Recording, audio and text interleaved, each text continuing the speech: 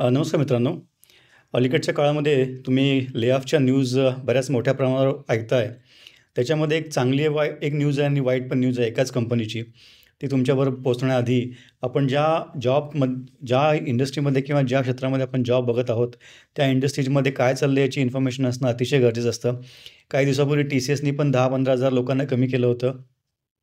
पण त्याच्याबद्दलची माहिती कमी का केलं, कमी कसं केलं, कमी कधी केलं, याचा अर्थ जर आपण जर जाणून घेण्याचा प्रयत्न केला, तर 100% आपल्याला त्याची जास्त माहिती मिळू शकते. त्याचप्रमाणे आत्ताची जी लेटेस्ट न्यूज आहे, Accentureनी जवळ-जवळ 11,000 एम्प्लॉईजना जगभरामध्ये ले ऑफ केलेलं आहे, काढून टाकलेलं आहे. त्यांचे जे 7 लाखापेक्षा जास्त एम्प्लॉईज आहेत, 7,79,000 एम्प्लॉई त्याच्यापैकी त्यांनी 11,000 काढलेले आहेत.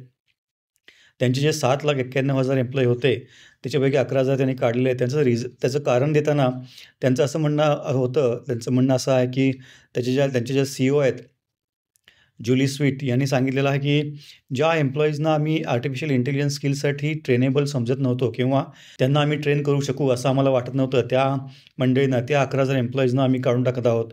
आता हा जो ट्रेंड आहे एम्प्लॉईजना काढून टाकण्याचा, त्याच्यामागचं कारण जरी कंपन्या ऑटोमेशन आणि आर्टिफिशियल इंटेलिजन्स स्किल्स असं देत असल्या, तरी ऑब्व्हियसली तुम्हाला माहिती आहे, हे जे आपल्या आजूबाजूला जे राजकीय किंवा सामाजिक किंवा आर्थिक वादळं निर्माण होत आहेत, टॅरिफमुळे असतील किंवा H-1B व्हिसामुळे असतील किंवा युरोपमध्ये जी थोडीशी आर्थिक मंदी असं म्हणता येणार नाही, पण जो स्पीड कमी झालेला आहे, त्यामुळे आपले जे ट्रॅडिशनल कस्टमर होते, युरोपियन किंवा अमेरिकन, जे कॅश रिच कंपनी ज्या आपल्याला पे करत होत्या, तिकडे जरा थोडासा डिफिकल्ट सिच्युएशन असल्यामुळे, क्लायंटच्या एक्सपेक्टेशन्स चेंज होत असल्यामुळे, या कंपन्यांनासुद्धा त्यांची प्रॉफिटेबिलिटी मेंटेन करण्यासाठी काही ठराविक टूलसेट्स अक्वायर करावं लागतात, काही ठराविक पॉलिसीज चेंज कराव्या लागतात. त्याच्यापैकी एक त्यांना जी सगळ्यात सोपी वाटते, ती म्हणजे जे एम्प्लॉईज आता रिस्केलेबल नाही आहेत, ज्यांना आपण रिस्किल करून वापरू शकणार नाही नवीन रिक्वायरमेंटनुसार, त्यांना नारळ देणं हा एक त्यांचा सोपा पर्याय असू शकतो. त्याच्यापैकीच हे एक उदाहरण आहे. आता याच्यामध्ये वाईट गोष्ट अशी आहे, की Accentureने 11,000 एम्प्लॉईज जगभरामध्ये काढण्याचा निर्णय घेतला किंवा ऑलरेडी काढलेले आहेत आत्तापर्यंत आणि याच्यानंतर पण काढू शकतील काही अजून. त्याचबरोबर एक चांगली न्यूज अशी आहे, की Accenture सेम कंपनी, जिचे जवळ-जवळ 7 लाख आता 79,000 पैकी 3 लाखापेक्षा जास्त एम्प्लॉईज हे भारतामध्ये आहेत.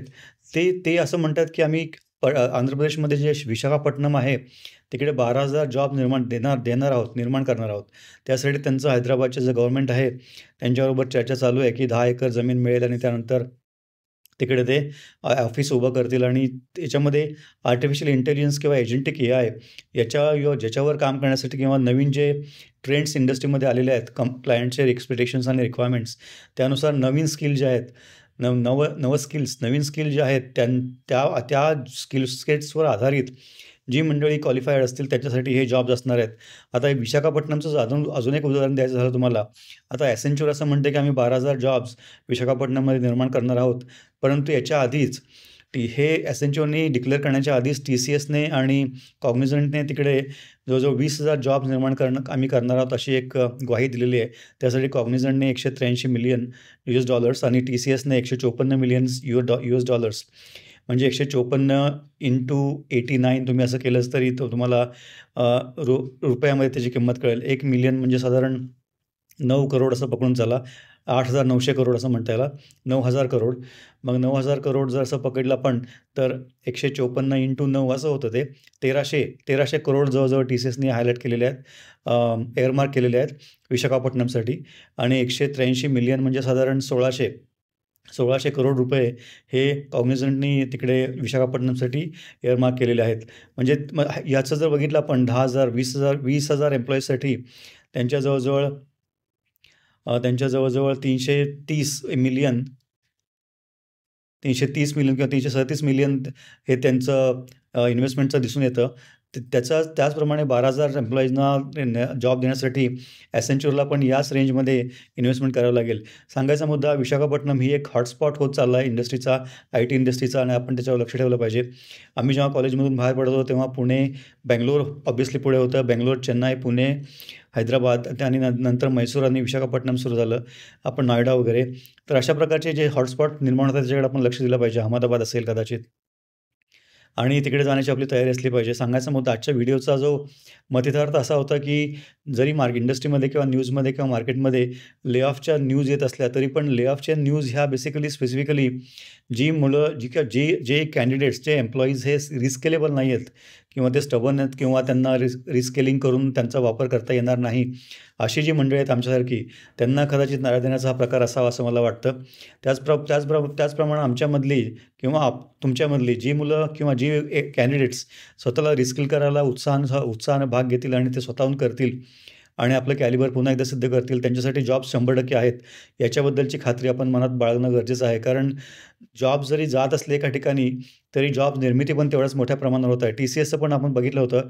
10,000-15,000 त्यांनी एम्प्लॉईज जर काढून टाकले, तर तेवढेच आता हे विशाखापट्टणमची न्यूज आहे. तिकडे जवळ-जवळ 10,000-12,000 एम्प्लॉईज ते आपल्याला आपल्याला एम्प्लॉयमेंट जनरेट करणार आहेत. त्यामुळे या गोष्टी ज्या आहेत त्या चालू राहणार आहेत. फक्त आपण अनस्किल, रिस्किल, अपस्किल हे करत राहणं अतिशय गरजेचं आहे. त्यानुसार तसं जर आपण केलं नाही, तर आपण कालबाह्य होऊ आणि तुम्ही फ्रेशर असाल किंवा एक्सपिरियन्स असाल, तरी पण तुम्ही जर उगवत्या सूर्याला नमस्कार नाही केला, उगवत्या सूर्याच्या जे स्किल सेट्स आहेत त्याला नमस्कार नाही केला, तर तुमचा सूर्यास्त होण्यामध्ये जास्त वेळ लागणार नाही. त्यामुळे हा अतिशय महत्त्वाचा मुद्दा तुमच्यापर्यंत पोहोचवायचा होता. आणि जाताना शेवटी ज्या YouTube चॅनलवर तुम्ही हा व्हिडिओ पाहताय त्याला अवश्य लाईक करा, कमेंट करा, शेअर करा, सबस्क्राईब करा, जेणेकरून जास्तीत जास्त मराठी मुलांपर्यंत आपण लवकरात लवकर पोहोचू. आणि हे जे काही वादळं इंडस्ट्रीमध्ये चालू आहेत, त्याचा अर्थ काय असतो आणि त्यानुसार त्या वादळांपासून स्वतःचा बचाव करण्यासाठी आपल्याला काय केलं पाहिजे, याची जर माहिती आपल्याला वादळ येण्याच्या आधी कळली, तर 100% आपण त्याच्यावर चांगल्या प्रकारे मात करू शकतो आणि आपल्याला सर्व्हाईव्ह करण्यासाठी, आपलं अस्तित्व टिकवण्यासाठी आणि सिद्ध करण्यासाठी याचा खूप मोठ्या प्रमाणावर फायदा होऊ शकतो. याच्यामध्ये कशी रिक्वेस्ट माझी अशी असेल, की बरीचशी मंडळी जी मी पाहिली आता नवीन जे कॅन्डिडेट्स ज्यांना जॉब्स हवे आहेत, ते सुप्रीमली ओव्हर कॉन्फिडंट आहेत. त्यामुळे त्यांना असं वाटत असेल, की मी कॉलेजच्या बळावर किंवा माझ्या मार्कांच्या बळावर किंवा माझ्या कॉन्टॅक्टच्या बळावर मी मला मिळेल. कॉन्टॅक्टच्या बळावर कदाचित मिळू शकतो.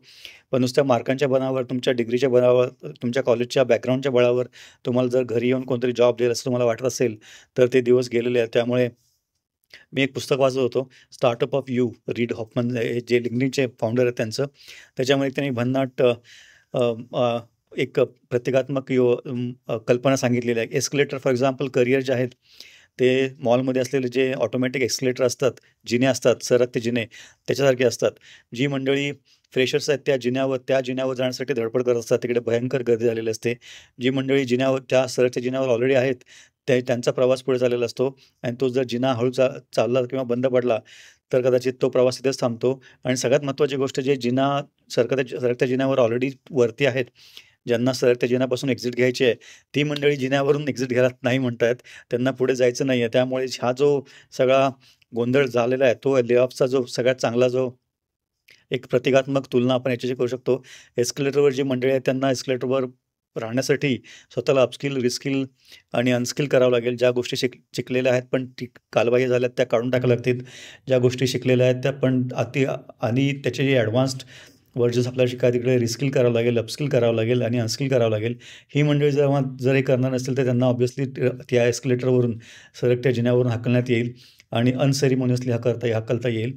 आणि त्यामुळे नवीन जी मंडळी खाली गडबड करतात, ज्या सरकत्या जिन्यावर, करिअरच्या सरकत्या जिन्यावर त्यांना एंट्री पाहिजे, ते 100% पुढे येतील. आता याच्यामध्ये ही जर एक प्रतिकात्मक तुलना झाली, तरी पण तुमच्याकडं बेसिकली मथितार्थ असा आहे आजच्या व्हिडिओचा, तुमच्याकडे जर प्रॉपर जे आता इंडस्ट्रीमध्ये गरज असलेले स्किल सेट असतील, तर तुम्हाला 100% जॉब मिळेल आणि तुमचे स्किल सेट्स तुम्हाला एक्झिबिट करावे लागतील. कोणीतरी तुम्हाला घरी येऊन किंवा कॉलेजमध्ये येऊन जॉब देईल, हे दिवस आता गेलेले आहेत. तसं झालं तर तुम्ही 1% असाल, 100 पैकी 1 मुलगा ठराल असं मला वाटतं. बाकीच्या 99 मुलांना स्वतःहून ओरडून सांगावं लागेल, की माझ्याकडे स्किल सेट्स आहेत आणि हे स्किल सेट्स मी इंडस्ट्रीमधले नॉर्म्स जे आहेत किंवा सध्याचे ट्रेंड्स आहेत त्यानुसार मी अक्वायर केलेले आहेत. त्यामुळे या स्किल सेट्सवर आधारित मला जॉब द्या तुम्ही किंवा मला जॉब करायला मी उत्सुक आहे. त्याचबरोबर नवनवीन टेक्नॉलॉजीज किंवा नवनवीन मेथोडॉलॉजीज इंडस्ट्रीमध्ये येत आहेत, ते पण मला शिकण्याची जास्त उत्सुकता आहे. मी ते करणार आहे. हे जोपर्यंत तुम्ही जगाला ओरडून सांगत नाही, तोपर्यंत त्यासाठी तुम्हाला ATS ॲप्लिकेशन ट्रॅकिंग सिस्टमला रिलेव्हंट असा रिझ्युमे तयार करावा लागेल. ही अतिशय महत्त्वाची गोष्ट आहे. हे सगळं थोडंसं कॉम्प्लेक्स आणि इंटरलिंक्ड आहे. आजच्या व्हिडिओचा मतितार्थ असा होता, की ज्या चांगल्या वाईट न्यूज आहेत, 11,000 एम्प्लॉईजना काढून टाकलं, त्याचबरोबर 12,000 एम्प्लॉईजना घेणार आहे. याच्याकडे आपण सकारात्मक दृष्टीनेच पाहिलं पाहिजे. कारण काढण्याच्याने इंडस्ट्री बेसिकली हा प्रॉफिटचा तिचा बिझनेस आहे. त्यामुळे कंपन्यांना जर एखाद्या गोष्टीमध्ये प्रॉफिट मिळत असेल, तर त्याचा तसा निर्णय घेतात आणि त्या निर्णयाचा आपल्याला कसा फायदा होईल, याच्याकडे आपलं लक्ष असलं पाहिजे. कंपनीने जर ले ऑफचा निर्णय घेतला, तर तुम्ही इंडिव्हिज्युअल काहीही करू शकत नाही. हा एक बॉटम लाईन त्याच्यामध्ये असते. त्यामुळे जाताना शेवटी YouTube चॅनलला सबस्क्राईब करा, लाईक करा, कमेंट करा, शेअर करा. जेणेकरून जास्तीत जास्त मराठी मुलांपर्यंत आपण लवकरात लवकर पोहोचू. त्याचप्रमाणे करिअरमध्ये पहिल्या जॉब व्यतिरिक्त पुढच्या 30-40 वर्षामध्ये ज्या काही घडामोडी होत असतात, त्याच्याकडे पण आपण लक्ष ठेवलं पाहिजे. त्याची पण चर्चा आपण इकडे करत असतो. त्याचा पण अवश्य लाभ घ्या. सबस्क्राईब करायला विसरू नका. धन्यवाद.